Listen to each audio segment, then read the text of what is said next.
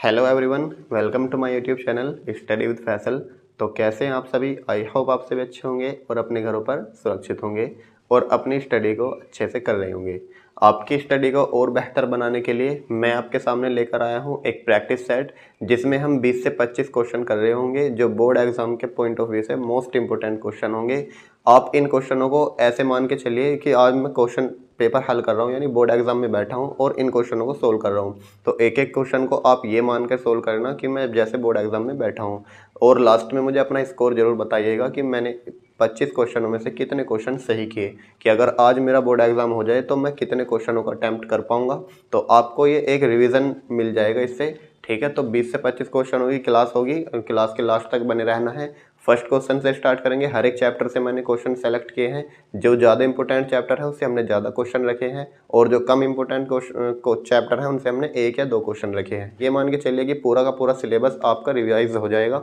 इस practice set में पूरा सिलेबस नहीं होगा, केवल 20 से 25 क्वेश्चन होंगे पूरे सिलेबस में से। लेकिन ऐसे ही डेली के डेली जब प्रैक्टिस करते चलेंगे तो 20 से जब 25 प्रैक्टिस सेट कर लेंगे तो ये मान के चलना कि आपका जो पूरा सिलेबस का रिवाइज हो जाएगा। ठीक है, तो चलिए स्टार्ट करेंगे फर्स्ट क्वेश्चन से। कॉपी पेन लेके बैठ जाइए और मेरे साथ साथ सोल्व करिए। ठीक है, चलिए देखिए स्टूडेंट्स, आपका जो फर्स्ट चैप्टर है संबंध तथा फलन, सबसे पहले हम उसी से स्टार्ट करेंगे। तो पहला क्वेश्चन आपके सामने, यदि f सच दैट f जो है r से r पर एक फलन है तथा g f से f पर एक परिभाषित फलन है, क्रमशः fx बराबर cos x तथा gx बराबर 3x स्क्वायर द्वारा परिभाषित है, तो GOF तथा FOG ज्ञात कीजिए। बोर्ड का फेवरेट क्वेश्चन है, हर बार पूछा जाता है।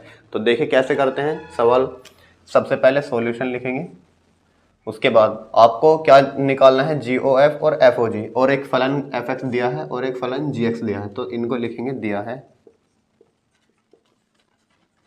fx बराबर cos x और gx बराबर 3x स्क्वायर। तो सबसे पहले इसे फाइंड आउट करेंगे GOF।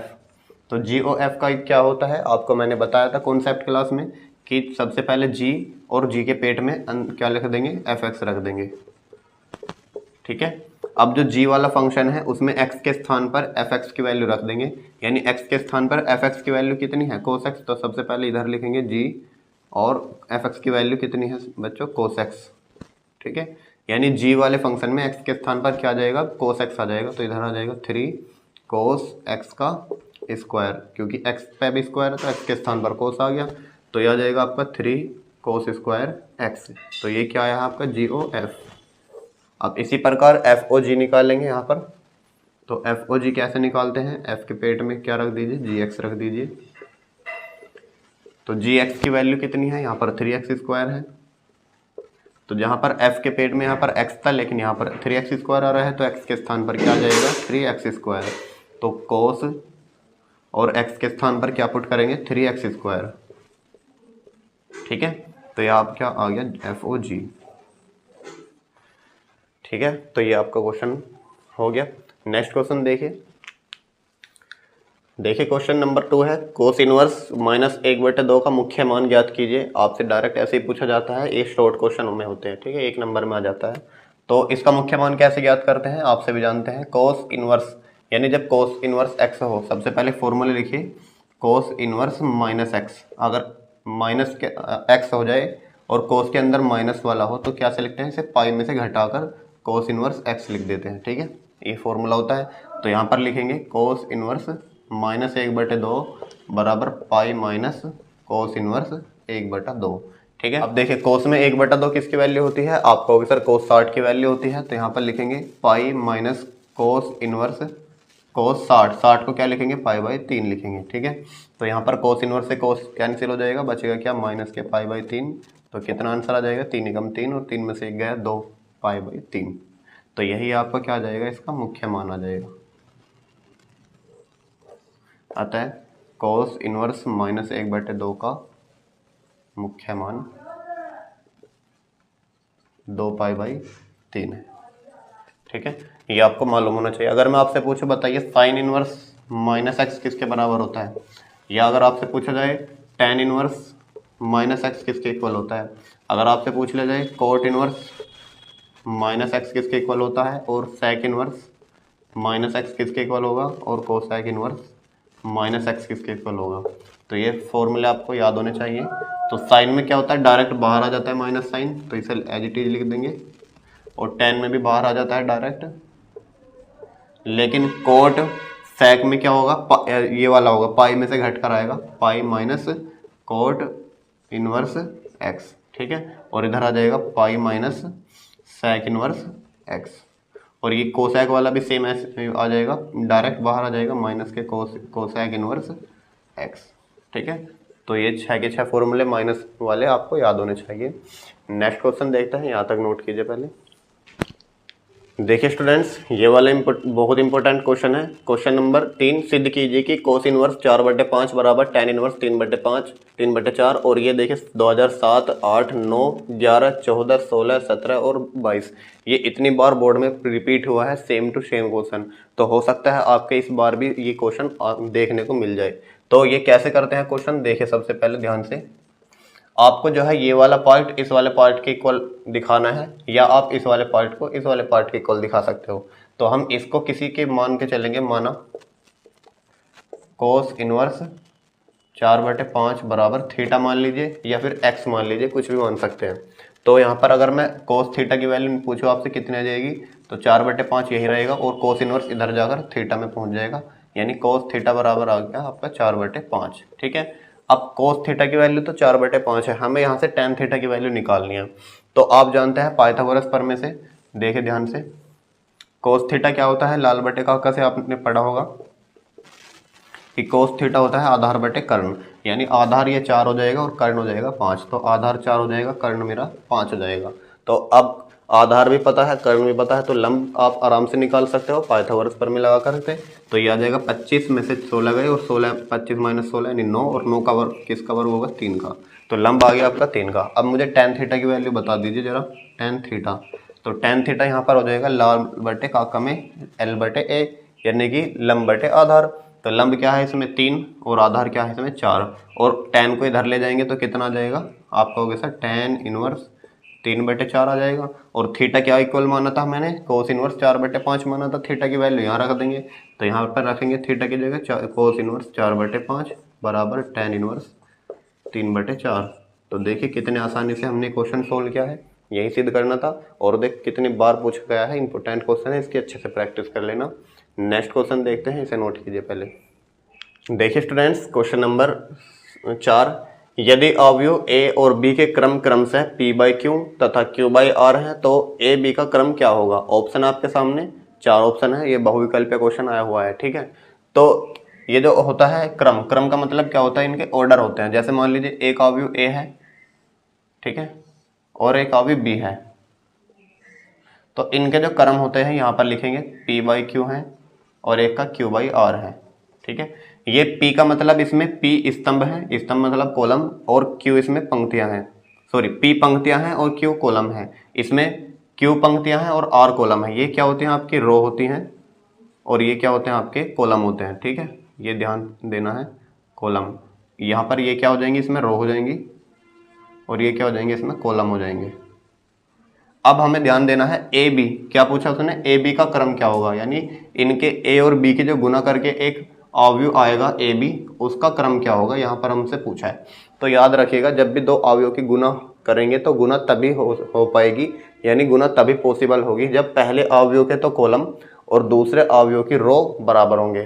क्या बताया कि फर्स्ट के तो कॉलम, पहले के क्या होने चाहिए कॉलम, और दूसरे वाले के क्या होनी चाहिए, रो बराबर होनी चाहिए, तभी आप जो है गुना कर पाओगे, अन्यथा गुना नहीं होगी। तो यहाँ पर देखिए ये p/q है और q/r है, यहाँ पर इसके कॉलम और इसकी रो इक्वल है, ठीक है, तो गुना हो जाएगी। अब गुना होने के बाद जो आपका अवयव बचेगा वो किस क्रम का बचेगा, ये पर यहाँ पर देखिए ये q और ये q, इनको ढक लीजिए, बचा क्या p और r, तो यहाँ पर बचेगा आपका p/r का एक अवयव बनेगा, ठीक है।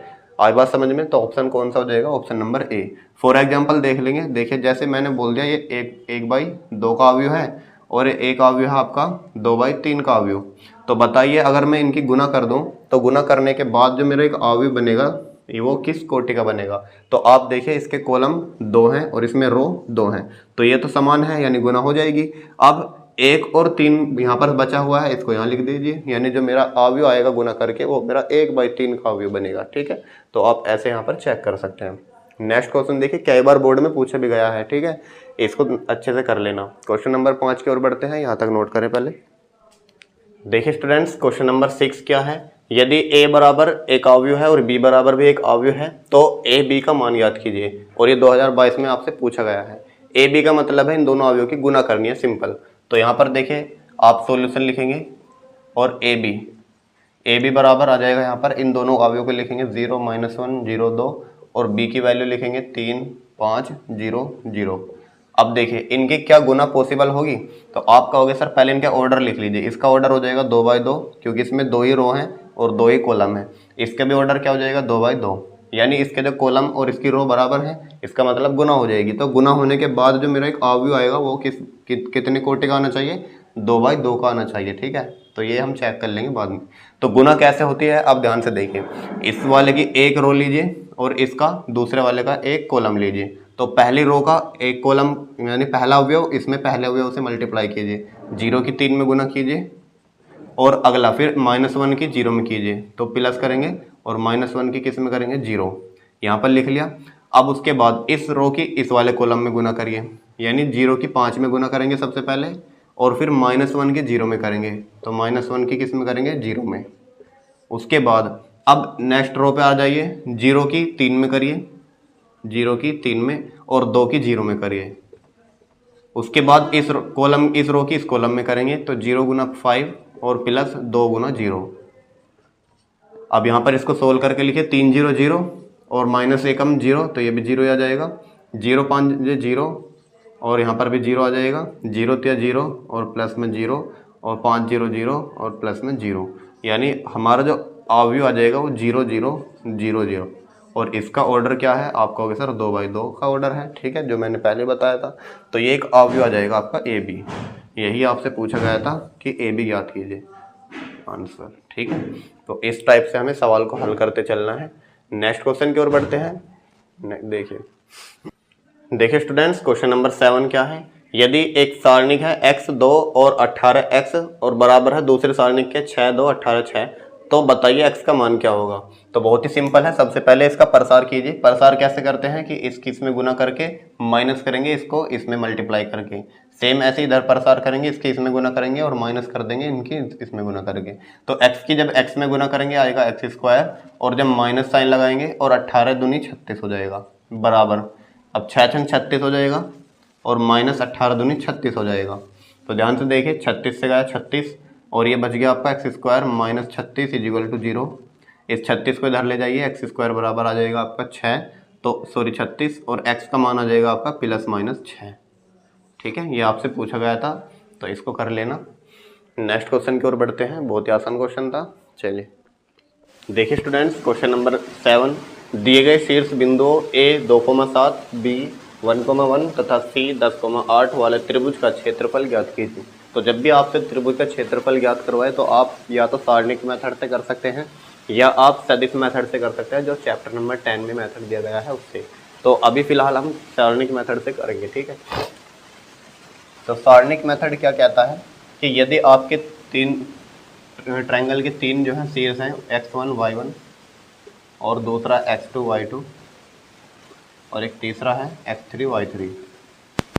ठीक है, ये शीर्ष है किसी भी ट्रायंगल के। तो त्रिभुज का जो क्षेत्रफल होता है वो किसके इक्वल होगा, 1/2 x1 y1 x2 y2 x3 y3 और तीनों में यहाँ पर 1 1 1 इस सारणिक के बराबर होता है। ठीक है, तो अभी फिलहाल यहाँ पर देखिए x1 की वैल्यू यहाँ पर 2 है, y1 की वैल्यू 7 है, x2 की वैल्यू 1 है, y2 की वैल्यू 1 है और x3 की वैल्यू 10 है और y3 की वैल्यू 8 है। तो हम यहाँ पर लिखेंगे त्रिभुज का क्षेत्रफल बराबर 1/2 x1 y1 1 x2 y2 1 x3 y3 1। तो यहाँ पर इनकी वैल्यू पुट कीजिए, 2 7 1 1 1 1 10 8 1। अब इस सारणी का प्रसार कर सकते हैं। ठीक है, तो प्रसार किसी भी रो के या किसी भी कॉलम के सापेक्ष हम कर सकते हैं। तो यहाँ पर देखिए प्रसार कैसे करेंगे, इस रो के सापेक्ष कर लीजिए, इसको क्या बोलेंगे R1। तो लिखेंगे R1 के सापेक्ष प्रसार करने पर R1 के सापेक्ष प्रसार करने पर, तो R1 के सापेक्ष जब प्रसार करेंगे कितना आएगा, इस 2 को ढक लेंगे तो यहाँ पर आ जाएगा, इस 2 को ढक लेंगे तो 1 एकम 1 और 8 एकम 8, यानी 1 माइनस 8 लिख दिया, फिर -7 और 7 को ढक लेंगे तो 1 एकम 1 और 10 एकम 10, और फिर इस 1 को ढक लेंगे +1 और यहाँ पर आ जाएगा 8 एकम 8 और 10 एकम 10, 8 एकम 8 और 10 एकम 10। इसको सोल्व करेंगे तो कितना आएगा, 8 में से 1 गया -7 और -7 दूनी 14, 10 में से 1 गया -9 माइनस प्लस और 9 7 63, 8 में से 10 गए -2 और -2 एकम -2, तो कितना आ गया -14 और 2 -16, और 63 में से जब 16 जाएंगे तो कितना आएगा, ध्यान से देखें, 63 - 16 तो 1/2, 13 में से 6 गए बचेंगे आपके 7 और 5 में से 1 गए बचेंगे आपके 4, यानी आपका जो त्रिभुज का क्षेत्रफल आ गया 47/2, और लास्ट में लिखेंगे वर्ग इकाई। क्षेत्रफल हमेशा वर्ग इकाई में मापा जाता है, ठीक है, तो ये आपका त्रिभुज का क्षेत्रफल है, यही आपका आंसर है, ठीक है। 2 नंबर में आपसे पूछा जाता है, 2022 में पूछा भी गया है। नेक्स्ट क्वेश्चन करेंगे, इसे नोट कीजिए पहले। देखिए स्टूडेंट्स, क्वेश्चन नंबर 8 जो है बहुत ही मोस्ट इंपोर्टेंट है, ये हर बार बोर्ड में पूछा जाता है, ऐसा कोई बोर्ड का एग्जाम नहीं है जो इसमें ये पूछा ना गया हो। 8 नंबर क्वेश्चन आएगा और रखा हुआ मिलेगा, ठीक है। तो कैसे आता है क्वेश्चन, निम्न रैखिक समीकरण निकालिए, 3 समीकरण आपको देगा और बोलेगा इनको अवयवी विधि से हल कीजिए। किससे हल कीजिए, अवयवी विधि से। और ये आपका 2022, 23, 24 और 24 में भी 2 सेट में पूछा गया है, ठीक है, यानी 7 सेट आपके छपते हैं तो 2 सेटों में पूछा गया है। इसका मतलब 2025 में आने के पूरे चांस है। चांस क्या, पूरा आएगा ही, 100% जब फिक्स है सिलेबस में कि 8 नंबर का आना ही है तो आना ही है, ठीक है। इसको अच्छे से कर लेना। इसको देखें कैसे हल करते हैं, सॉल्यूशन। सबसे पहले यहाँ पर इसको लिखेंगे ax बराबर b, तो a की वैल्यू क्या होती है, जहां a बराबर एक सेट होता है, किसका सेट होता है, ये जो x y z के गुणांक है इनका सेट होता है, 3 - 2 3, ऐसे लिख दीजिए डायरेक्ट, 3 - 2 3, 2 1 -1, 2 1 -1, यहाँ पर क्या लिखा है, x के आगे 4 लिखा है, x y के आगे -3 लिखा है और z के आगे 2 लिखा है, प्लस का नहीं लिखते हम, माइनस लिखते हैं बस। x क्या हो जाएगा इसमें, x y z ये जितने भी चर हैं, अचर राशि, और b कितना हो जाएगा, जो साइड में लिखे हैं 8 1 4, 8 1 4, ये आपका b सेट हो गया। अब उसके बाद इसको प्रसार कीजिए, किसका, a का, किसी भी रो के सापेक्ष आप प्रसार कर सकते हैं, लिखेंगे R1 के सापेक्ष प्रसार करने पर, तो प्रसार करेंगे R1 के सापेक्ष, तो यहाँ पर आ जाएगा आपका मोड a बराबर 3, जिसके सापेक्ष प्रसार करते हैं उसी के एलिमेंट लेंगे, ठीक है, 3 - 2 और 3 लेने हैं। अब सबसे पहले 3 को ढके, 3 को ढक लिया हमने, 3 के जो साइड में भुजाएं हैं उनको ढक लीजिए। अब देखिए इसको ढक लिया और इसको ढक लिया, बचा क्या तुम्हारे पास, 2 1 बचा, -3 -1 बचा, तो 2 की 1 में मल्टीप्लाई होगी तो 2 एकम 2 आएगा, माइनस सूत्र में लगता है, 3 एकम 3 माइनस प्लस, और यहाँ पर आ जाएगा 3 का, ठीक है। उसके बाद सूत्र के अकॉर्डिंग माइनस लगता है, लेकिन माइनस पहले से ही है तो माइनस प्लस हो जाएगा आपका 2, और यहाँ पर देखिए इसको ढक लेंगे, 2 के साइड में ये भी आ रहा है, 2 के साइड में ये भी आ रहा है, 2 के साइड में ये भी आ रहा है, तो 2 के साइड में जितनी भी एलिमेंट आ रहे हैं उन सबको ढक लेंगे। उसके बाद 2 के 2 में गुना होगी, 2 दूनी 4 और 4 एकम 4, माइनस के और माइनस प्लस हो जाएगा, 4 एकम 4, ओके। उसके बाद 3, यहाँ पर इसको ढकेंगे, 3 दूनी 6, माइनस के 6 और 4 एकम 4 माइनस के, यहाँ पर सोल्व कीजिए, 2 में से 3 गए -1 और -3 हो जाएगा, 4 4 8 दूनी 16 हो जाएगा, 6 4 कितने हो जाएंगे, 10 माइनस के और माइनस के 30 हो जाएगा, तो कितना आ जाएगा आपका ये 30 और 3 33 और प्लस के 16, तो 16 दूनी 32 होता है और 1 17, माइनस के 17, मोड ए का मान आ गया है, तो लिखेंगे मोड ए जो है 0 के इक्वल नहीं है, अतः ए इनवर्स का अस्तित्व है। उसके बाद क्या निकालेंगे, ए के सहगुणनखंड, तो लिखेंगे ए के सहगुणनखंड, सहगुणनखंड इस प्रकार है, तो ए के जो सहगुणनखंड होते हैं वो लिखते हैं हम A11, उसके बाद A12, उसके बाद A13, फिर A21, A22, उसके बाद A23, उसके बाद A31, उसके बाद A32, उसके बाद A33। आपको इसी सीक्वेंस में लिखना है, बहुत आसान से सीखेंगे एक एक स्टेप को। अब देखिए A11 कैसे निकालते हैं, जैसे आपने प्रसार किया वन के वन वन क्या है, बस यहाँ वन का मतलब है पहली रो में पहला कॉलम देख लीजिए, पहली रो और पहला कॉलम यही है। तो इसका जो सहगुणनखंड होगा इसको ढक लीजिए, इस वाली साइड को इस वाली साइड को। तो बचा क्या है, इनकी गुना करके लिख देना है। 2 एकम 2 यहाँ पर लिखेंगे 2 एकम 2 और 3 एकम 3 माइनस माइनस प्लस के 3। ओके, A12 यहाँ पर इसको ढक लेंगे A12 को, तो इसके साइड में ये भी ढक लेंगे। 2 दूनी 4 और 4 एकम 4, तो 2 दूनी 4 और 4 एकम 4 हो जाएगा, फिर प्लस के 4। A13 क्या आ जाएगा, ये वाला, तो इसको ढक लेंगे। 3 दूनी 6 माइनस के, उसके बाद 4 एकम 4 आ जाएगा आपका माइनस के। उसके बाद A21 यानी इसको ढक लेंगे A21 को, तो 2 दूनी 4 माइनस के और 3 तिया 9 प्लस के हो जाएंगे, माइनस के 4 प्लस के 9। उसके बाद A22 यानी 1 को ढक लेंगे इसके साइड में। 2 तिया 6 और 4 तिया 12, 2 तिया 6 और 4 तिया 12। A23 ये वाला हो जाएगा, इसको ढक लेंगे। तो 3 तिया 9 माइनस के और 4 दूनी 8 प्लस के, 3 तिया 9 माइनस के 4 दूनी 8 प्लस के। उसके बाद ये आ जाएगा आपका A31, तो इसको ढकेंगे माइनस माइनस प्लस के 2 और माइनस के 3, प्लस के 2 माइनस के 3। A32 कितना आ जाएगा, यानी ये वाला ढक लेंगे, तो यहाँ पर इसको ढकेंगे, कितना आएगा A32 माइनस के 3 और प्लस के 6, माइनस के 3 और प्लस के 6। A33 क्या हो जाएगा, लास्ट वाले को ढकेंगे। 1 तिया 3 और 2 दूनी 4 प्लस के, 1 तिया 3 और 2 दूनी 4 प्लस के। अब उसके बाद ये जो बीच बीच वाले एलिमेंट है, यानी ये वाला ये वाला ये वाला, ठीक है, मिडल में यही तो आ रहे हैं, तो इनके जो सामने माइनस का साइन और लगा देना है। यानी इस वाले के सामने, इस वाले के सामने, इस वाले के सामने और इस वाले के सामने माइनस साइन लगा देना। यहाँ पर माइनस लगेगा, यहाँ पर माइनस लगेगा और यहाँ पर माइनस लगेगा और यहाँ पर माइनस लगेगा। अब इनको सोल्व करके लिखिए। 2 और 3 कितना होता है सर, 5 होता है। 4 और 4 8 होता है, लेकिन माइनस लगा हुआ है बाहर, तो माइनस 8 हो गया। 6 4 माइनस के 10 होता है। A21 देखिए, 4 9 में से 4 गए 5 और 5 के बाहर माइनस है, तो माइनस 5 आ जाएगा। ये आ जाएगा 12 में से 6 गए, आपके बचेंगे माइनस के 6। उसके बाद 8 में से 9 गए माइनस के 1 और माइनस माइनस हो जाएगा प्लस के 1। यहाँ पर देखिए इसको, 3 में से 2 गए माइनस के 1 बचेगा और 6 में से 3 गए 3 बचता है, लेकिन माइनस है तो माइनस के 3 आ जाएगा। उसके बाद 3 और 4 7 हो जाएगा। अब इसको क्या सही रूप में लिखना है, यहाँ पर लिखेंगे A के सहगुणनखंडों द्वारा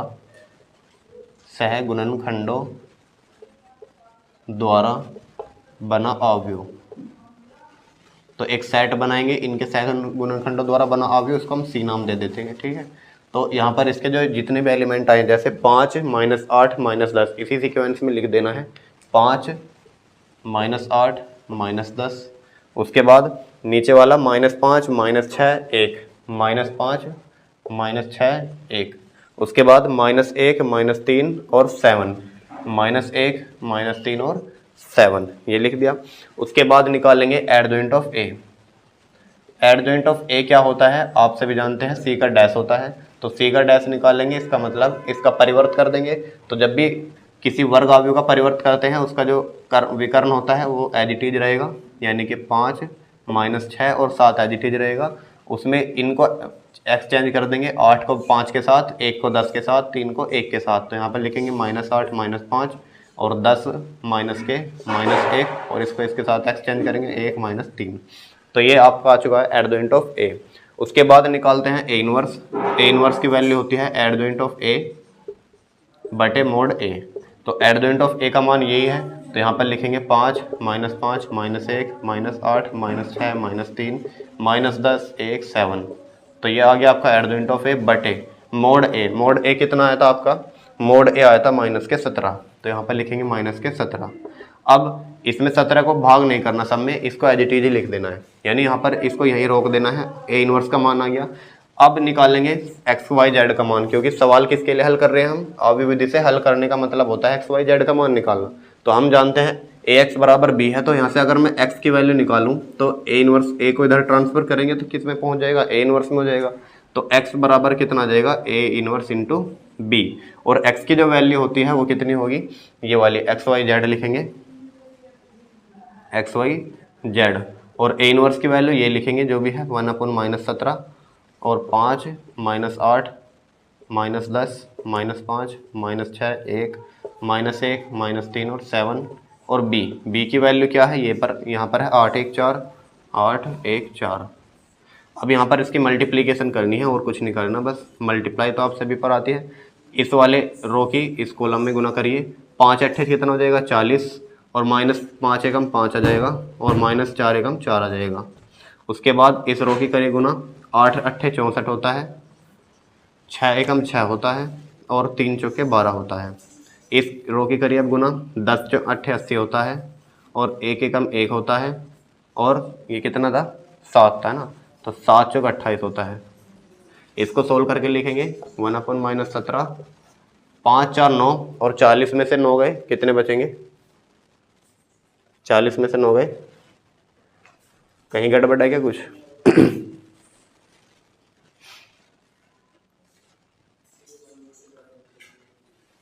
ध्यान से देखना एक बार, इनको लिखे चले पहले, कहाँ पर मिस्टेक हो रही है एक बार यहाँ पर चेक कर लेना थोड़ा सा। देखिए 2 -3 था, यहाँ पर हमने यही मिस्टेक कर दी शुरुआत में। देखिए A11 जब हमने निकाला तो 2 एकम 2 और 3 एकम 3, ये -3 आना चाहिए था, लेकिन हमने गलती से +3 कर दिया। तो कितना आएगा यहाँ पर, 2 में से 3 गए, -1, ठीक है। तो यहाँ पर कितना आ जाएगा, A11 की वैल्यू 5 की जगह -1 आ जाएगा। तो -1 यहाँ पर भी -1 रहेगा, और यहाँ पर भी -1 रहेगा, और यहाँ पर भी -1 रहेगा। अब -1 की जब गुना 8 में करेंगे तो कितना आ जाएगा, 8 एकम 8, ठीक है, 8 एकम 8। अब देखिए 8 5 13, 13 और 4 17 हो जाएंगे माइनस के। अब यहाँ पर देखिए स्टूडेंट्स, यहाँ पर छोटी सी मिस्टेक है जो हमें नज़र नहीं आ रही थी। यहाँ पर देखिए A32 जब हम निकाल लेते हैं, A32 यहाँ पर है, तो इसको ढक लिया, इसको ढक लिया, तो यहाँ पर कितना आ जाएगा, 3 एकम 3, माइनस के 3 है, ठीक है, और 2 3 6, ये भी माइनस का आना चाहिए था, लेकिन हमने गलती से प्लस कर दिया। तो कितना आ जाएगा, माइनस के 9, और माइनस माइनस ऑलरेडी है तो प्लस के 9 आएगा। तो यहाँ पर जो ये आएगा माइनस की जगह प्लस के 9 आएगा, और यहाँ पर भी क्या आ जाएगा, फिर प्लस के 9 आ जाएगा, और यहाँ पर भी क्या आ जाएगा, फिर प्लस के 9, और यहाँ पर भी क्या आ जाएगा, प्लस के 9। तो एक छोटी सी गड़बड़ देख सकते हो, पूरा सवाल गलत करा सकते हैं, तो ध्यान से सवाल को करना है, एक एक स्टेप को अच्छे से समझ के। अब इसकी मल्टीप्लाई करेंगे तो 9 चौक 36 हो जाएगा आपका, यहाँ पर कितना हो जाएगा, 9 चौक 36, वो भी प्लस का। तो अब देखिए 64 और 6 कितने होंगे, 70, और 70 में से 36 जाएंगे तो 34 बचेंगे माइनस के। अब सही है, तो माइनस के 34 बचेंगे। तो अब देखिए इस 17 से डिवाइड करेंगे सबको, तो माइनस से सब माइनस खत्म हो जाएंगे, और 17 से 17 एक बार जाएगा, कितना आएगा, 17 एकम 17, और यहाँ पर बचेगा आपका 17 दूनी 34, और 17 तिया 51, और इधर साइड में क्या चल रहा है आपका, एक्स वाई जेड। अब देखिए दोनों अवयव बराबर हैं, तो इसका मतलब x के स्थान पर 1 है, y के स्थान पर 2 है, और z के स्थान पर 3 है। तो लिखेंगे अतः x बराबर 1, y बराबर 2, और z बराबर 3। ठीक है, तो ये सवाल कंप्लीट होता है। यहाँ पर बहुत ही इंपॉर्टेंट क्वेश्चन है, एक एक स्टेप को अच्छे से समझ के चलना है। 8 नंबर का क्वेश्चन आएगा, 100% आएगा, प्रैक्टिस कर लेनी है बहुत अच्छे से। नेक्स्ट देखते हैं, चलो देखिए स्टूडेंट्स, अब क्वेश्चन नंबर 9 की ओर बढ़ते हैं। ये ऐसे टाइप के क्वेश्चन भी आपसे पूछे जाते हैं, ये लघु क्वेश्चन में आता है 5 नंबर का, ठीक है। तो पूछा इसमें क्या f(x) बराबर x+5 यदि x < 1 और x - 5 यदि x > 1 द्वारा परिभाषित फलन x बराबर 1 पर सतत है या नहीं, ये हमसे पूछा है, यानी इसके सततता की हमें जांच करनी है, ऐसे भी पूछ सकता है। तो कैसे करते हैं, इसमें ध्यान से देखना है सॉल्यूशन। ये जो आपको x बराबर a दिया है, इस बिंदु पर हमें इस फलन को चेक करना है कि क्या हमारा फलन सतत है या असतत है। तो कोई भी अगर बिंदु देता है, x बराबर a दिया है, इसमें बिंदु x बराबर a पर, तब सबसे पहले LHL निकालिए। LHL का मतलब है लेफ्ट हैंड लिमिट, यानी बाएं पक्ष की सीमा, और RHL निकालेंगे यानी दाएं पक्ष की सीमा। तो LHL का फॉर्मूला क्या होता है, limit h tends to 0 f a - h, ये फॉर्मूला होता है। अगर LHL निकालेंगे तो a - h आएगा, और RHL निकालेंगे तो a + h आएगा, ठीक है। अब a क्या होता है, a होता है ये जो x बराबर 1 दिया है ना, ये आपका a है, यानी जो बिंदु होता है वो ये आपका a होता है। तो यहाँ पर लिखेंगे limit h tends to 0 f, a की वैल्यू यहाँ पर 1 है, तो 1 - h। इसका मतलब ये देखिए कि फलन ऐसा कि 1 से छोटा हो, तो h जो है फलन जो है 1 से छोटा कहाँ पर है, तो 1 से छोटा कहाँ पर है, ये तो 1 से बड़ा है, 1 से छोटा यहाँ पर है, यानी मेरा फलन क्या होगा, x + 5 होगा। तो यहाँ पर x के स्थान पर क्या पुट कर देंगे, देखिए ये फंक्शन है, ये भी फंक्शन है, यहाँ पर अंदर इसके 1 माइनस एच है और इसके अंदर x है, यानी जहाँ पर भी x होगा वहाँ पर क्या रखेंगे, 1 माइनस एच रखेंगे। तो x के स्थान पर क्या रख देंगे, 1 माइनस एच रख देंगे। लिमिट h टेंड्स टू 0 और यहाँ पर आ जाएगा 1 माइनस एच और प्लस के 5। ठीक है, इसको सोल्व करेंगे, 5 और क्या जाएगा आपका 6। Limit h tends to 0, 6 minus h. अब h की वैल्यू 0 रख देंगे तो यहाँ पर आ जाएगा आपका 6। तो LHL कितना आ गया, 6 आ गया। अब RHL के लिए निकालेंगे इसमें RHL। तो RHL का फॉर्मूला क्या होता है, limit h tends to 0 f a plus h. ठीक है, RHL में प्लस लेते हैं, LHL में माइनस लेते हैं। तो a की वैल्यू 1 रख देंगे यहाँ पर, लिमिट h टेंड्स टू 0 यानी कि f 1 प्लस एच। यानी अब की बार फलन कैसा है, 1 से बड़ा है, तो 1 से जब बड़ा है फलन तो अब की बार कौन सा आएगा, x माइनस 5 आएगा, क्योंकि 1 से बड़ा यही तो है। तो अब की बार क्या आ जाएगा, इसमें x के स्थान पर 1 प्लस एच रख देंगे, तो यहाँ पर आ जाएगा लिमिट h टेंड्स टू 0 और x की जगह 1 प्लस एच आया और माइनस के 5 आया। तो यहाँ पर इसको सोल्व किया तो कितना आया, 5 में से 1 गया माइनस के 4 और प्लस के h की वैल्यू 0 रख दे तो कितना आ गया, -4। यानी RHL और LHL बराबर नहीं आ रहे, इसका मतलब फलन क्या है, सतत नहीं है। तो लिखेंगे चूंकि LHL does not equals to RHL, अतः फल x बराबर 1 पर फलन सतत नहीं है, सतत नहीं है। अगर RHL और LHL दोनों बराबर आ जाते फिर हम चेक करते FA की वैल्यू निकालते, अगर वो भी बराबर आ जाती तब हम बोलते हैं कि फलन सतत है। यानी सतत के लिए जो कंडीशन होती है वो होती है LHL बराबर RHL होना चाहिए और साथ में FA यानी जो भी बिंदु दिया है उस फंक्शन में रखने पर वो तीनों मान अगर बराबर आते हैं तो आपका जो फलन होगा सतत होगा। अगर ये दोनों बराबर नहीं आए तो तीसरा निकालने की जरूरत नहीं है, यहीं पर आप लिख देना कि फलन सतत नहीं है। ये हर बार पूछा जाता है 5 नंबर में, इसी टाइप के क्वेश्चन पूछे जाएंगे, जरूरी नहीं है यही मिले आपको, वैल्यू बदल के दे देगा आपको। ठीक है, तो नेक्स्ट क्वेश्चन देखते हैं, यहाँ तो नोट करो पहले। देखिए स्टूडेंट्स, क्वेश्चन नंबर 10 ये क्या बोल रहा है, यदि x बराबर a कोस स्क्वायर टी और y बराबर b साइन स्क्वायर टी हो तो dy अपॉन dx ज्ञात कीजिए। तो ऐसा भी सवाल आपके सामने आ सकता है जिसमें अलग अलग आपको x की वैल्यू और y की वैल्यू गिवन होती है और आपसे पूछा जाता है dy बाई dx या आपसे पूछ लेगा d2y बाई dx स्क्वायर। ठीक है, तो इन सवालों को कैसे करते हैं ध्यान से देखिएगा। सबसे पहले लिखिए x बराबर a कोस स्क्वायर टी। अब इसका जो x का अवकलन कर दीजिए t के सापेक्ष, है ना, जिस फंक्शन को भी दिया है यहाँ पर इसका अवकलन कर देंगे, अवकलन करेंगे x, यहाँ पर लिखेंगे t के सापेक्ष अवकलन करने पर, अवकलन करने पर। तो जब t के सापेक्ष अवकलन करेंगे ये आ जाएगा आपका dx बाई dt।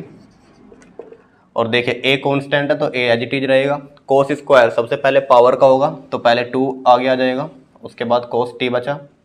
अब कोस का अवकलन क्या होता है, माइनस साइन टी, तो कितना आ गया टोटल मिला के माइनस के 2a cos t into sine T. ठीक है, ये आ गया आपका dx बाई dt। अब उसके बाद ये y बराबर लिखे तथा y बराबर है b साइन स्क्वायर टी। अब इसमें भी t के सापेक्ष अवकलन करना है आपको, तो लिखेंगे t के सापेक्ष अवकलन करने पर,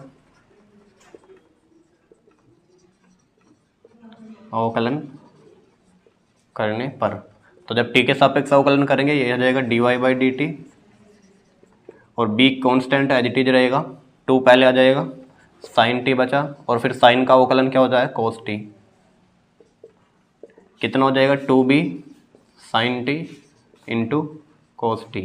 ये आपका आ गया dy बाई dt। लेकिन हमसे क्या पूछा है उसने, dy बाई dx पूछा है। ठीक है, तो dy बाई dx कैसे निकालेंगे ध्यान से देखना। तो dy बाई dx बराबर, तो जो dy बाई dt है उसको भाग लगा देंगे dx बाई dt से। ध्यान से देखना, जो dy बाई dt है उसको भाग लगा देंगे किससे, dx बाई dt से। इससे होगा क्या कि dt से dt कैंसिल हो जाएगा और बचेगा क्या, dy बाई dx। तो यही तो हमें निकालना था, तो हमने dy बाई dt की वैल्यू अलग निकाल रखी है, ये रही। ठीक है, यहाँ पर पुट कर देंगे इसकी value 2b sine t into cos t बटे, और dx बाई dt की वैल्यू यहाँ पर निकाल ली थी हमने, ये रही, तो माइनस के 2a cos t into sine T. तो यहाँ से देखें sign T cos t cancel और 2 से 2 कैंसिल, तो कितना आ गया माइनस के b बटे a। अतः dy/dx का जो मान आया आपका -b/a आया, तो यही आपका आंसर हो जाएगा। तो इस टाइप के क्वेश्चनों को ऐसे करना है। नेक्स्ट क्वेश्चन की ओर बढ़ते हैं, इसको नोट कीजिए पहले। देखिए स्टूडेंट्स, क्वेश्चन नंबर 11, यदि साइन y बराबर x sine a plus y है तो सिद्ध कीजिए dy/dx बराबर sine square a plus y बटे साइन a। और ये मोस्ट इंपॉर्टेंट क्वेश्चनों में से आता है, ठीक है। ये देख सकते हो आप 2012, 13, 14, 16, 17, 18, फिर 20 में आया, 23 में आया, उसके बाद 24 में भी 3 सेट में आया है, FB, EY और EZ में। तो इसका मतलब बहुत इंपॉर्टेंट क्वेश्चन है, इसको अच्छे से करके जाना है। तो इस टाइप का क्वेश्चन कैसे करते हैं सॉल्यूशन देखिए। सबसे पहले इसमें आपको dy/dx पूछा है, लेकिन आपको पहले dy/dx नहीं निकालना, आपको निकालना है dx/dy। क्या करना है, सबसे पहले dx/dy निकालना है उल्टा। तो यहाँ पर आपको दिया है, इसकी हेल्प लेंगे, दिया है साइन y बराबर x sine a plus y. तो यहाँ पर x की वैल्यू निकालनी है, तो x की वैल्यू कितनी आएगी, ये साइन a प्लस वाई इसके बटे में आ जाएगा, तो साइन y बटे साइन a प्लस वाई, ठीक है। अब यह कह सकते हो x बराबर साइन y बटे साइन a प्लस वाई, इसको ऐसे लिख सकते हैं। अब इसका जो अवकलन करना है x के सापेक्ष नहीं करना, इसमें करना है y के सापेक्ष अवकलन। मैंने बताया ना कि dy/dx नहीं निकालना, आपको निकालना है dx/dy। तो dx/dy कब आएगा, जब y के सापेक्ष अवकलन होगा।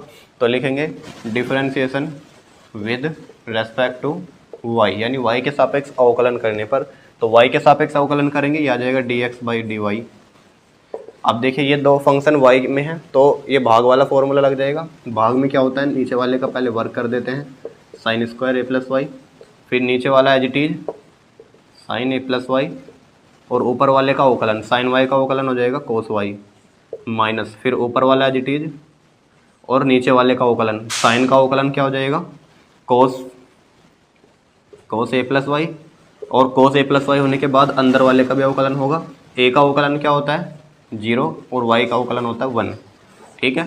तो यहाँ पर देखिए sine a plus y into cos y आ गया, माइनस यहाँ पर आ जाएगा sine y into cos a plus y, और बटे में आ गया आपका sine square a plus y dx/dy। अब ध्यान से देखो, एक फॉर्मूला आपको दिख रहा होगा कि sine a cos b minus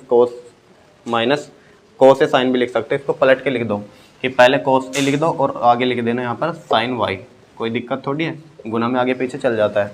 तो क्या लिख दिया इसने, sine a cos b minus cos a sine b। तो किसका फॉर्मूला है ये, साइन a माइनस b का। तो साइन a माइनस b का फॉर्मूला लगा दीजिए। a क्या हो जाएगा इसमें, ये वाला यानी कि a प्लस वाई, और माइनस b क्या हो जाएगा यानी y। तो फॉर्मूला बन गया साइन a माइनस b का। तो यहाँ से y कैंसिल हुआ, तो कितना आ गया, dx/dy बराबर, यह आ चुका आपका साइन a और बटे sine square a plus y. अब इसको पलट के लिख देना है, यानी dy ऊपर dx नीचे, dy/dx, और इसको भी पलटेंगे तो क्या जाएगा sine square a plus y ऊपर और साइन a नीचे। और यही आपसे प्रूफ करने के लिए बोला था, देख सकते हो। मोस्ट इंपॉर्टेंट क्वेश्चन है, इसकी अच्छे से प्रैक्टिस कर लेना। इसमें बस आपको ये ध्यान रखना है कि dy/dx नहीं निकालना, आपको पहले निकालना है dx/dy, ठीक है। नेक्स्ट क्वेश्चन की ओर बढ़ते हैं, इसे नोट कीजिए पहले। देखिए स्टूडेंट्स, क्वेश्चन नंबर 12, एक गुब्बारा जो सदैव गोलाकार रहता है कि त्रिज्या परिवर्तनशील है, त्रिज्या के सापेक्ष गुब्बारे के आयतन में परिवर्तन की दर ज्ञात कीजिए जबकि त्रिज्या 10 सेंटीमीटर हो। तो बहुत ही आसान क्वेश्चन है, पूछा गया है बोर्ड में एग्जाम में। कैसे करेंगे ध्यान से देखिए। सबसे पहले इसकी लैंग्वेज पढ़िए।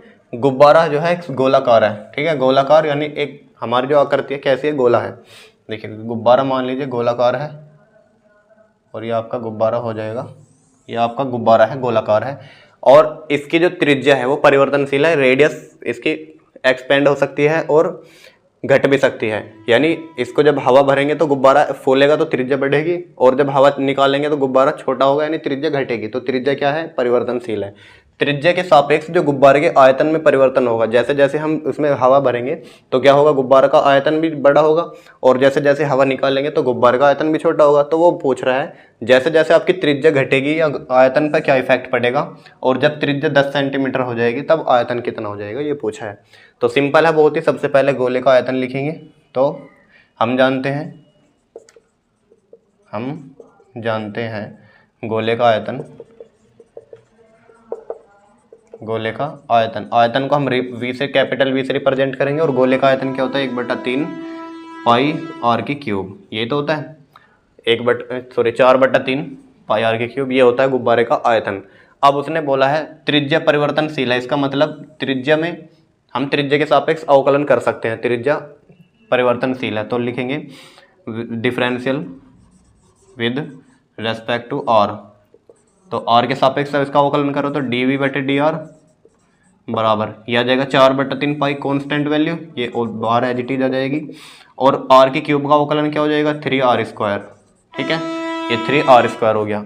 अब देखिए 3 से 3 कैंसिल हुआ तो कितना आ गया 4πr² dv/dr।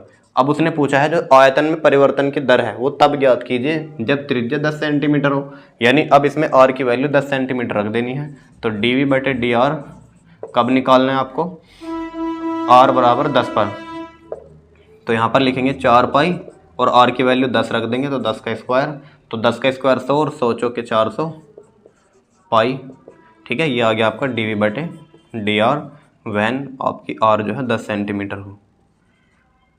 तो इसका जो मात्रक आएगा, बताइए आयतन का मात्रक क्या होता है, आयतन का मात्रक होता है सर घन सेंटीमीटर, लेकिन नीचे त्रिज्या भी है, तो त्रिज्या क्या आ जाएगी घन सेंटीमीटर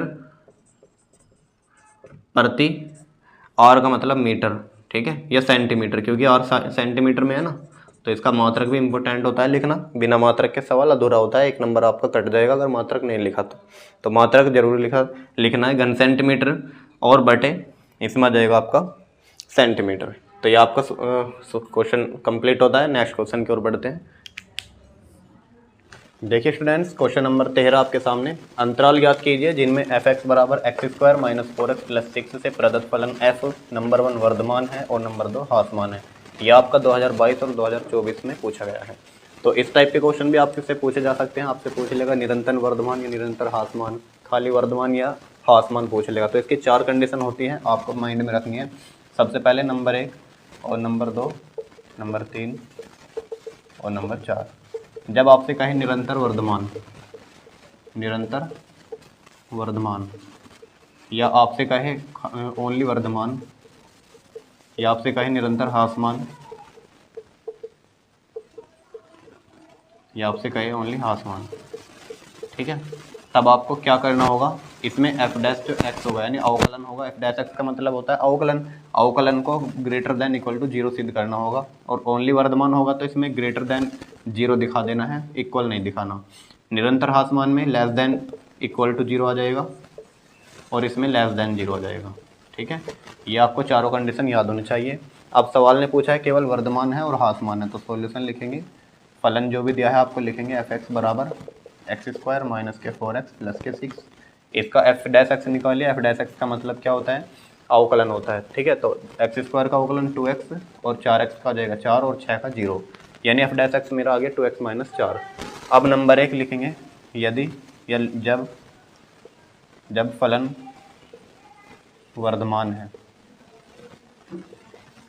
वर्धमान है, तब क्या होगा, f' जो होगा आपका ग्रेटर देन 0 होगा, और f' है कितना 2x माइनस 4, ये भी 0 से बड़ा होगा, 4 को इधर ले जाइएंगे तो कितना आ जाएगा ग्रेटर देन 4, 2 से गया 2 बार, x ग्रेटर देन 2, तो x की जो लिमिट आएगी कहाँ से कहाँ तक आएगी, 2 से बड़ी है तो 2 से कितना भी बड़ा मान ले सकते हैं, यानी अनंत तक हम जा सकते हैं, 2 से इनफाइनाइट तक कोई भी मान हो सकता है x का। तो ये आ गया x का अंतराल, ठीक है, अतः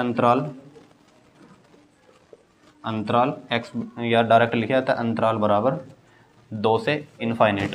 अब नंबर 2 लिखेंगे, जब फलन ह्रासमान है, जब फलन क्या है ह्रासमान है, तब क्या हो जाएगा, f' की वैल्यू लेस देन 0 कर देंगे, और f' है कितना 2x माइनस 4 है, लेस देन 0, तो 2x की वैल्यू क्या आ जाएगी लेस देन 4, 2 से गया 2 बार, तो x की वैल्यू लेस देन 2 आ जाएगी, और 2 से छोटा है तो अंतराल कहाँ से कहाँ तक हो जाएगा इसका अंतराल, 2 से छोटा यानी 2 से माइनस इनफाइनाइट के बीच में कोई भी वैल्यू आ सकती है, ठीक है। तो ऐसे हम सवालों को हल कर रहे होंगे, ये आपके आंसर हो जाएंगे। चलिए नोट कीजिए, क्वेश्चन नंबर 14 की ओर बढ़ते हैं।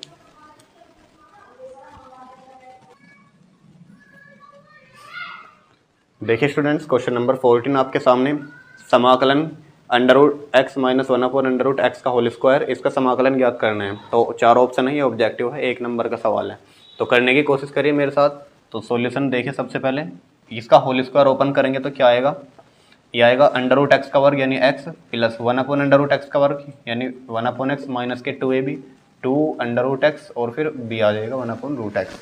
इसका समाकलन निकालेंगे तो देखिए रूट एक्स से रूट एक्स कैंसिल आ जाएगा, ये बचा x प्लस 1/x माइनस 2। इसका समाकलन क्या हो जाएगा, x का समाकलन होता है x स्क्वायर बटे 2 और 1/x किसका समाकलन होता है log x का, और माइनस के 2 का हो जाएगा 2x और प्लस एक कांस्टेंट c। तो ये किस में है, x स्क्वायर बटे 2 प्लस के log x माइनस के 2x माइनस के 2x, यानी ऑप्शन नंबर सी आपका करेक्ट ऑप्शन हो जाएगा। ठीक है, इसको नोट कीजिए। क्वेश्चन नंबर 15 की ओर बढ़ते हैं। देखिए students, question number 15 log x dx का समाकलन हमें ज्ञात करना है और मोस्ट इंपोर्टेंट क्वेश्चनों में से एक क्वेश्चन है ये भी। ठीक है, मोस्ट इंपोर्टेंट है। देखिए 2011, 14, 16, 17, 19, 21, 22 और 2024 के FB में आया हुआ है। तो 2025 में भी आप मान के चलिए जरूर आ सकता है। तो इस सवाल का जो आंसर कैसे बनेगा ध्यान से देखना। ये log x है, अब log x का समाकलन डायरेक्ट थोड़ी ना याद है, लेकिन हम जानते हैं 1/x का समाकलन log x होता है। तो 1/x होता तो डायरेक्ट log x हो जाता, लेकिन जब log x का तुमसे पूछ ले तो हम log x का नहीं पता, तो हम क्या करेंगे, इसके साइड में 1 मान के चलेंगे। ठीक है, तो 1 मान के चलेंगे। अभी आपका फलन बन गया 2, एक तो 1 है और एक log x है। तो जब भी दो फलनों का समाकलन गुना में होता है तो हम आइलेट का रूल निकालते हैं। तो आइलेट का रूल क्या कहता है, आइलेट। ठीक है, आइलेट का रूल ये कहता है कि सबसे पहले आई का मतलब क्या हो जाएगा, इनवर्स वाले फंक्शन। ठीक है, इनवर्स वाले फंक्शन का मतलब जैसे साइन इनवर्स आ गया और कोस इनवर्स एक्स आ गया, टेन इनवर्स एक्स आ गया। तो जितने भी इनवर्स वाले फंक्शन है उनको हम फर्स्ट फंक्शन मानेंगे। और दूसरा जाएगा एल से मतलब लॉगरिथम वाले फंक्शन, लॉग वाले फंक्शन। ठीक है, इसमें कौन कौन से होते हैं, log x वाले है ना। और उसके बाद एलजेब्रिक का मतलब ए से एलजेब्रा बनता है। एलजेब्रा इसका मतलब x हो गया, खाली y हो गया, 1 हो गया या 2 हो गया या 3 हो गया। t का मतलब कोई भी ट्रिग्नोमेट्री का फंक्शन हो, ट्रिग्नोमेट्रिक फंक्शन। तो ट्रिग्नोमेट्रिक फंक्शन डायरेक्ट जैसे साइन x हो गया, कोस x हो गया और टेन x हो गया। अब देखिए यहाँ पर साइन इनवर्स है, ये साइन x है, ये इनवर्स वाले हैं, ये ट्रिग्नोमेट्रिक फंक्शन है। तो इनमें कंफ्यूज मत होना, इनवर्स वाला हम पहले मानते हैं और ट्रिग्नोमेट्रिक वाला सेकंड मानेंगे। ई का मतलब एक्सपोनेंशियल फंक्शन, एक्सपोनेंशियल फंक्शन। तो एक्सपोनेंशियल फंक्शन जैसे आपके सामने e की पावर x आ गया, a की पावर x आ गया। ठीक है, ये सब एक्सपोनेंशियल फंक्शन होते हैं। तो अब अगर इनमें किन्हीं भी दो फंक्शनों को मिला के दे दे, जैसे बोल दिया x sin x, तो अब मुझे बताइए इसमें पहला फंक्शन कैसे मानोगे और सेकंड फंक्शन किसे मानोगे। तो पहला किसे मानेंगे, अब देखिए आइलेट का रूल ये कह रहा है कि अगर आइलेट यानी कि इनमें से आई का मतलब क्या हो जाएगा, देखिए x कहाँ पर आएगा, एलजेब्रिक में, तो एलजेब्रा ये रहा, और साइन एक्स किस में आएगा, ट्रिग्नोमेट्रिक में। तो पहला फंक्शन मानेंगे हम एलजेब्रे वाले को और सेकंड मानेंगे हम ट्रिग्नोमेट्रिक वाले को। आई बात समझ में कि पहला फंक्शन इसको मानेंगे x को और दूसरा मानेंगे साइन x को। अच्छा ये बताइए जरा, साइन इनवर्स x और x, अब बताना इसमें पहला किसे मानेंगे और सेकंड किसे मानेंगे। इसमें देखें सबसे पहले आई और एल, इसमें एक तो इनवर्स वाला आया है और एलजेब्रिक वाला आया है, यानी आई और ए में कौन पहले आ रहा है, आपको सर आई पहले आ रहा है, तो इसका मतलब इनवर्स वाला पहला फंक्शन माना जाएगा और ये सेकंड फंक्शन माना जाएगा।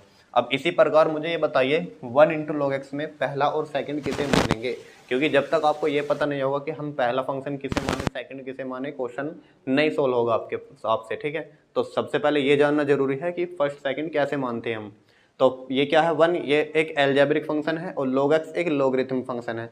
तो लॉगरिथम यानी l और एलजेब्रिक मतलब a, तो क्या आइलेट में a पहले आता है या l पहले आता है, तो आप कहोगे सर l पहले आता है, तो इसका मतलब ये पहला हो गया और ये सेकंड हो गया। तो यहाँ पर ये log वाला पहला फंक्शन हो जाएगा और ये सेकंड फंक्शन हो जाएगा। अब जब भी दो फलनों का समाकलन होता है तो उसका सूत्र क्या होता है कि first function as it is,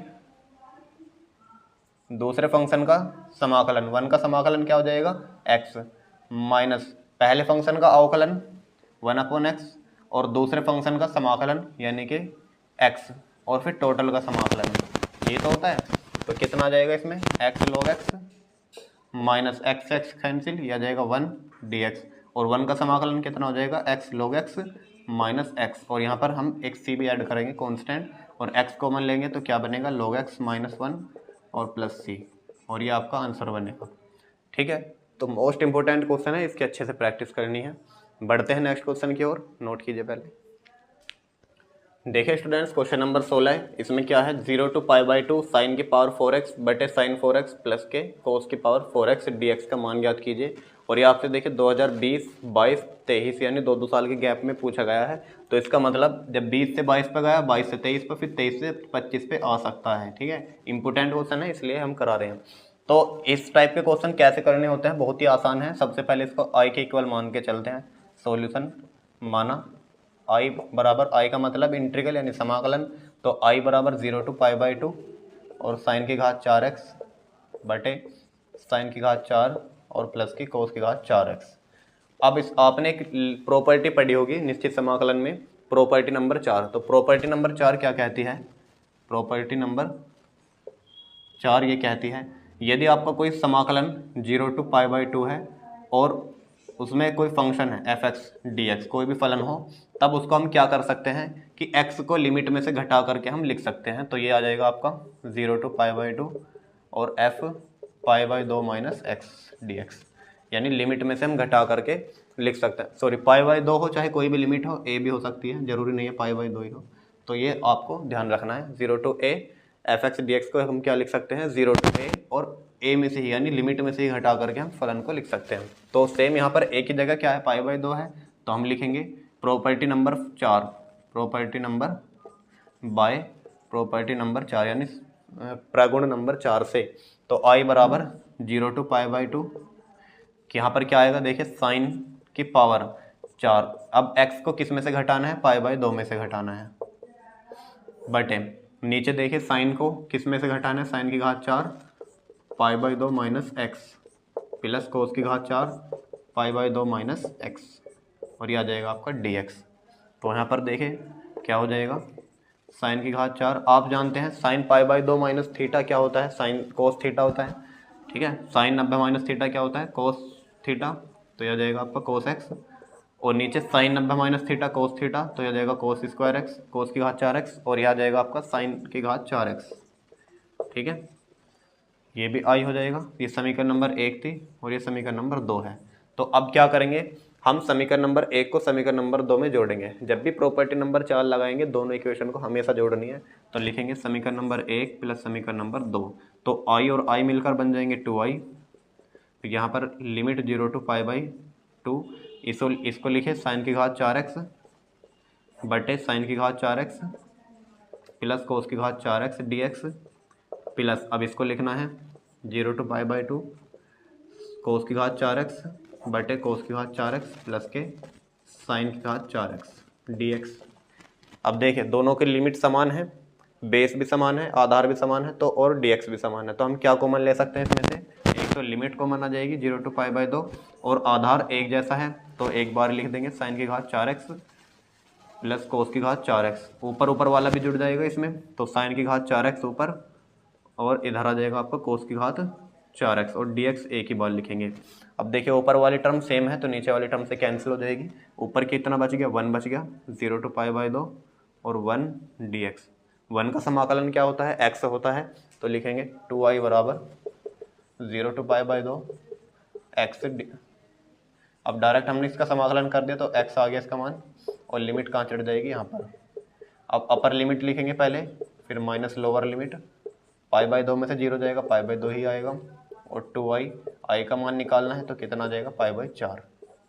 और i का मतलब क्या है, i का मतलब ये सवाल ही तो है जो हमने माना था, और इसी के तो मान हमसे पूछा है।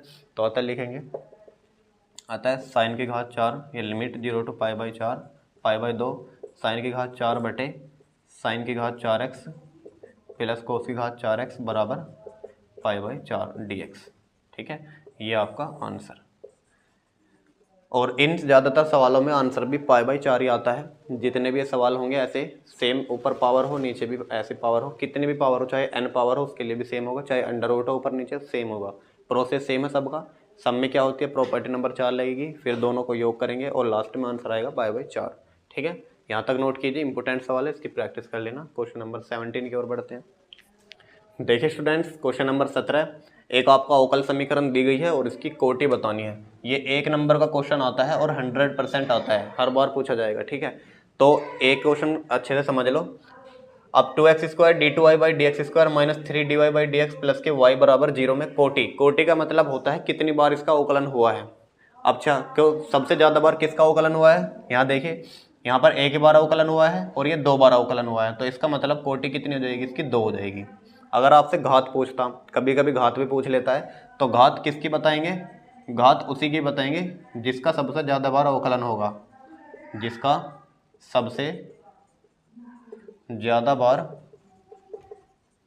अवकलन होगा उसी की घात क्या हो जाएगी, उसी की घात बतानी है, घात लिखेंगे, ठीक है। जिसका सबसे ज़्यादा बार अवकलन होगा उसकी घात लिखेंगे। अगर आपसे घात पूछे जाए तो घात क्या बताओगे कि सर अवकलन सबसे ज़्यादा बार इसका हो रहा है तो इसकी घात कितनी है, 1 है ना। घात का मतलब इस पर पावर कितनी है सर, 1 है, तो 1 पावर लिख देंगे। अगर आपसे कोटि की जगह घात पूछ लेता तो आंसर बी बन जाएगा, लेकिन अभी फिलहाल कोटि पूछी है तो आंसर बनेगा इसका 2, ठीक है। इसके अच्छे से प्रैक्टिस कर लेना। नेक्स्ट क्वेश्चन बढ़ते हैं, क्वेश्चन नंबर 18 की तरफ।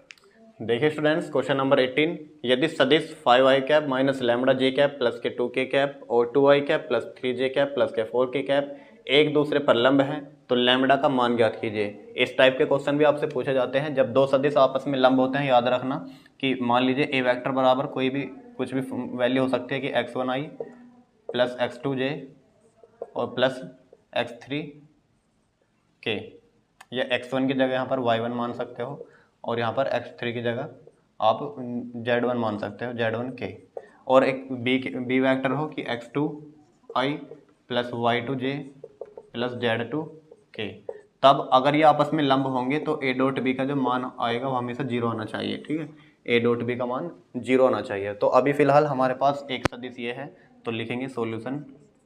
वेक्टर a बराबर कितना है, 5i कैप माइनस लैम्बडा जे कैप प्लस में 2k कैप, तथा वेक्टर b बराबर कितना है, 2i कैप प्लस के 3j कैप प्लस के 4k कैप। अब इसने बोला है कि एक दूसरे पर लंब है, यानी a डॉट बी का मान 0 आ रहा है, तो लैम्बडा का मान ज्ञात कीजिए। लिखेंगे चूंकि परस्पर लंब है, अतः a डॉट बी का मान क्या आना चाहिए, 0 आना चाहिए, और a का मान रख दीजिए ये 5i कैप माइनस के लैम्बडा जे कैप प्लस के 2k कैप डॉट, और आ जाएगा 2i कैप प्लस के 3j कैप प्लस के 4k कैप। अब इनका डॉट प्रोडक्ट आप सभी अच्छे से जानते हैं कैसे करते हैं कि i वाले के i में गुना, j वाले के j में गुना और k वाले के k में गुना। अब देखिए स्टूडेंट्स, यहाँ पर 5 की 2 में मल्टीप्लाई होगी तो 10 आएगा, और फिर यहाँ पर लैम्बडा के 3 में करेंगे तो -3 लैम्बडा आएगा, और फिर 2 के 4 में करेंगे तो आएगा आपका 8 बराबर 0। इनको सोल्व करेंगे, 10 और 8 18, और -3 लैम्बडा को इधर ले जाएंगे तो 3 लैम्बडा प्लस के 3 से 18 जाएगा तो 6 आ जाएगा, यानी लैम्बडा का मान आ गया आपका 6। तो इसमें राइट हो जाएगा आपका ऑप्शन नंबर सी। तो बढ़ते हैं नेक्स्ट क्वेश्चन की ओर, यहाँ तक नोट कीजिए पहले, ठीक है। देखिए स्टूडेंट्स, क्वेश्चन नंबर 19 आपके सामने है। यदि वेक्टर a बराबर 2i cap minus 3j cap plus 5k cap तथा वेक्टर b बराबर 5i cap minus k cap, तो vector a plus B dot vector a minus B ज्ञात कीजिए। ये 2021 में आया हुआ क्वेश्चन है। तो देखिए, सबसे पहले हम वेक्टर a प्लस बी निकालेंगे, फिर वेक्टर a माइनस बी और उन दोनों का डॉट प्रोडक्ट कर देंगे। चलिए स्टार्ट करेंगे सॉल्यूशन। सबसे पहले वेक्टर a बराबर लिखेंगे, इन दोनों का योग क्या हो जाएगा, 2 और 5 7, -3 और 1 जोड़ेंगे -2 हो जाएगा। उसके बाद 5 में 1 घटाएंगे तो 4 हो जाएगा। इसके बाद vector a minus vector b निकालिए, 2 में से 5 जाएंगे यानी -3 बचेंगे, -3 में से 1 गया तो -4 हो जाएगा, और 5 में 1 माइनस हो जाएगा यानी प्लस के 6 हो जाएगा। अब इन दोनों का डॉट प्रोडक्ट करना है, यानी vector a plus B dot vector a minus b. तो दोनों का डॉट प्रोडक्ट आई के आई में बना, तो 5 1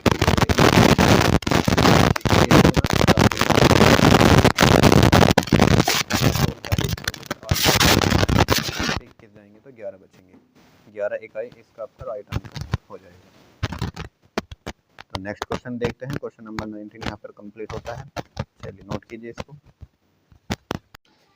नेक्स्ट क्वेश्चन देखिए, क्वेश्चन नंबर 20, यदि 2pa बराबर दिया है इसमें pb और दोनों का मान है 5/13 और पी ए बटा बी का मान है 3/10। तो बताइए पी ए यूनियन बी क्या होगा। ये 2024 में आया हुआ क्वेश्चन है।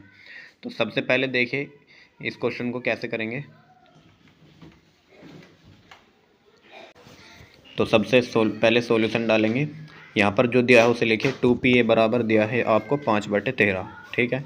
उसके बाद PB यहाँ पर PA कितना हो जाएगा 5/26 और उसके बाद PB दिया है आपको 5/13 और क्या दिया है आपको PA/B यानी PA/B का मान दिया है आपको 3/10। अब देखिए PA/B का फॉर्मूला क्या होता है आप सभी जानते हैं, PA इंटरसेक्शन B बटे जो भी नीचे है यानी इसकी प्रोबेबिलिटी PB बराबर 3/10। अब PA इंटरसेक्शन B का मान निकालेंगे यहाँ पर। तो PA इंटरसेक्शन B बटे PB का मान कितना है आपको यहाँ पर दिया है 5/13। तो 5/13 बराबर 3/10। इस 5/13 की मल्टीप्लाई हो जाएगी इधर जाकर क्योंकि भाग में था। तो PA इंटरसेक्शन B बराबर आ जाएगा 3/10 गुना 5/13। यहाँ से इसको सोल्व करेंगे 5 एकम 5 और 5 दूनी 10 हो जाएगा। नीचे आ जाएगा 3/26। तो PA इंटरसेक्शन B का मान आया आपका 3/26। लेकिन हमें निकालना क्या है, वो निकालना है PA यूनियन B। तो PA यूनियन B का फॉर्मूला आप जानते हैं PA प्लस PB और बराबर होता है PA इंटरसेक्शन B और प्लस में आता है PA यूनियन B। तो अगर आपको PA यूनियन B निकालना होगा तो बाकी तीनों को एक तरफ रख देंगे। तो PA यूनियन B बराबर क्या हो जाएगा PA प्लस PB और इसमें से माइनस कर देंगे PA इंटरसेक्शन B। अब इनकी वैल्यू पुट कीजिए। यहाँ पर PA का मान है 5/26 और PB का मान है 5/13 और माइनस के PA इंटरसेक्शन B का मान अभी निकाला 3/26। इनका देखिए एलसीएम 26 ही आएगा। तो यहाँ पर 13 को 26 बनाने के लिए 2 से गुना करेंगे, ऊपर भी 2 से गुना। तो 5 एकम 5 प्लस 5 दूनी 10 माइनस 3 एज इट इज। तो 5 और 10 15, 15 में से 3 जाएंगे आपके 12 बचेंगे 12/26। ठीक है। तो 12/26 हो जाएगा। 2 से कट जाएंगे दोनों, 2 6 12 और 2 13 बार कट जाएगा। 6/13 इसका आंसर आ जाएगा PA यूनियन B का। ये आपका क्वेश्चन नंबर 20 कंप्लीट होता है। उम्मीद करता हूँ आप सभी को अच्छे से समझ में आया होगा। अब देखिए एक क्वेश्चन मैं आपको होमवर्क में दूंगा, उसको आप करिएगा और मुझे कमेंट बॉक्स में करके बताइएगा उसका आंसर क्या आता है। चलिए यहाँ तक नोट कीजिए पहले, उसके बाद क्वेश्चन देता हूँ मैं। स्टूडेंट्स ये क्वेश्चन आपके लिए होमवर्क है, तो इसको खुद से कीजिएगा और जो भी आंसर आए मुझे कमेंट बॉक्स में ज़रूर बताना। ठीक है। मिलते हैं नेक्स्ट वीडियो में, तब तक के लिए जय हिंद।